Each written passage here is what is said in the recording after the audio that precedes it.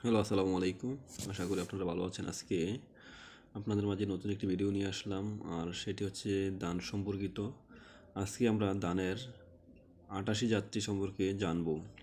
যেহেতু সামনে বড় মৌসুম, আপনারা যারা ধান চাষ করবেন তারা এই জাতটি সম্পর্কে বিভিন্ন তথ্যগুলো জানলে হয়তো ধান চাষ করতে আপনাদের সহযোগিতা হবে। তো সেই জন্য এই ভিডিওটি করা। তো পুরো ভিডিওটি দেখবেন, আর আমার চ্যানেলটি সাবস্ক্রাইব না করলে সাবস্ক্রাইব করে নেবেন। চলুন তথ্যগুলো জেনে নিই। বৃধান ৮৮ বড় মৌসুমের স্বল্পমেয়াদী ধানের জাত। এই জাতের বৈশিষ্ট্যগুলো হচ্ছে: বৃধান ৮৮ আধুনিক উফশী ধানের সকল বৈশিষ্ট্য এতে বিদ্যমান রয়েছে।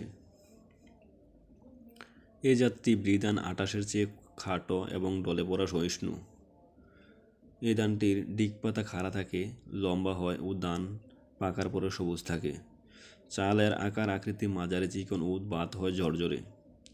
চালে অ্যামাইলোজের পরিমাণ ২৬.৩% এবং প্রোটিন থাকে ৯.৮%।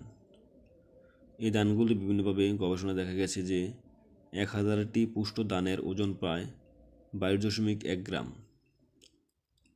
এই জাতের অন্যতম বৈশিষ্ট্য হলো শীষ থেকে ধান ঝরে পড়ে না। আমাদের দেশে অনেক ধান চাষ করা হয়, যেখানে দেখা যায় ধান পাকলে ঝরে পড়ে যায় বা হালকা নাড়াচাড়া বাতাসে।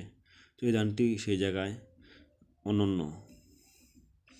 এই জাতের বিশেষ প্রয়োজনীয়তা হচ্ছে বৃধান ৮৮ এর জীবনকাল বৃধান ২৮-এর চেয়ে ৩ থেকে ৪ দিন আগাম হওয়ায় হাওর অঞ্চলে চাষাবাদ করা যেতে পারে। এই জাতটি ডলে পড়া প্রতিরোধ ক্ষমতা সম্পন্ন, শীষ থাকে ধান ঝরে পড়ে না বিধায় যন্ত্রের সাহায্যে ধান কাটা যেতে পারে।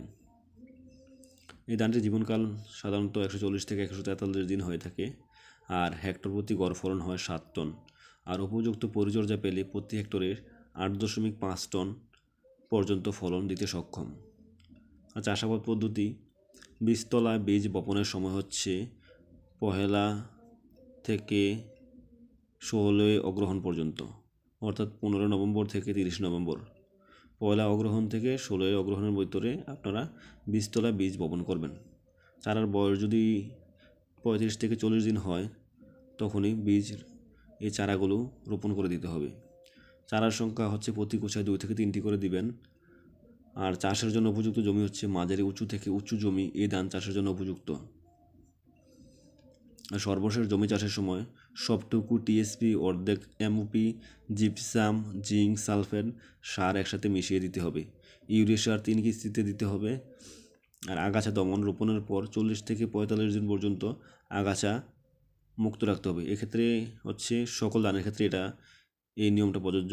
আগাছা দমন করলে ধানের ফলন ভালো হয়, আর আগাছা থাকলে ধানে পোকামাকড় আক্রমণের সম্ভাবনা বেশি থাকে।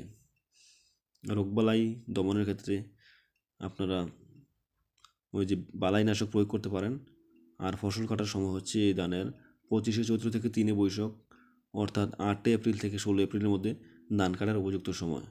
তো ধন্যবাদ সবাইকে পুরো ভিডিওটি দেখার জন্য। সর্বশেষ আসসালামু আলাইকুম।